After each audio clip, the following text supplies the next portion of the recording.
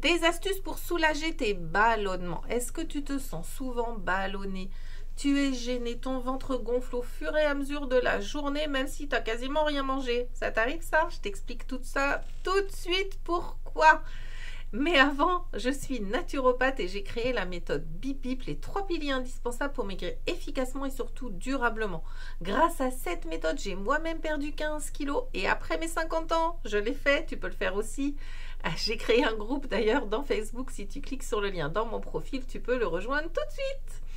Alors, des petits conseils, des petites astuces pour soulager les ballonnements. Déjà, évite les boissons gazeuses.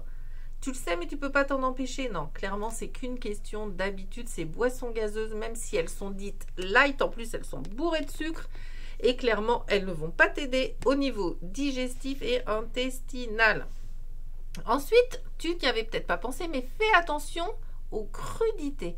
Les crudités, elles peuvent être agressives pour tes intestins et elles peuvent favoriser ces ballonnements. Essaye pour voir.